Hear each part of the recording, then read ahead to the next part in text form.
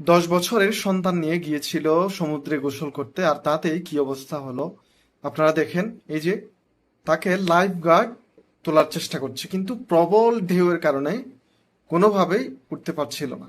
আমরা অনেক সময় এই কাজটা করে থাকি। আমরা যখন সমুদ্র সৈকতে আমাদের সন্তানদেরকে নিয়ে বেড়াতে যাই, তখন আমরা সবাই মিলে গোসল করতে নামি। তবে এটা খেয়াল রাখি না যে আমাদের সন্তানরা কোথায় যাচ্ছে।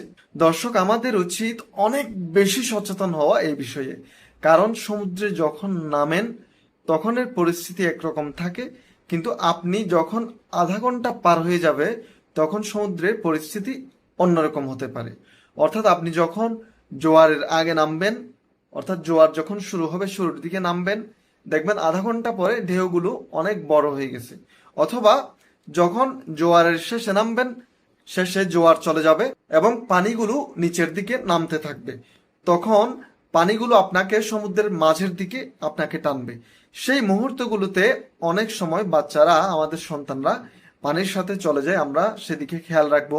দর্শক, ভিডিওটা সচেতনতার জন্য সবাইকে দেখার সুযোগ করে দিবেন, যাতে এটা দেখে সবাই সচেতন হয়। শুধুমাত্র সমুদ্র সৈকতে গেলেই যে সচেতন হব সেরকম না, আমরা যে কোনো জায়গায় গেলেই সচেতন হব। কারণ যখন কোনো পরিবার কোথাও ঘুরতে যায়, সেখানে আনন্দ করতে যায়, আনন্দের মধ্যে তারা এটা ভুলে যায় যে তাদের নিরাপত্তার বিষয়ে অনেক বেশি সতর্ক থাকতে হবে।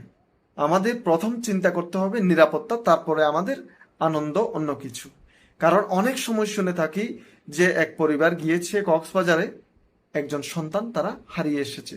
এক পরিবার গিয়েছে এই ঝর্ণাতে গোসল করতে গিয়ে তাদের সন্তানকে হারিয়েছে। অনেক সময় বন্ধুদের সাথে তারা যায়, বন্ধুদের সাথে গিয়েও কিন্তু অনেকেই ফিরে আসে না। আমরা সচেতন হব, সতর্ক হব।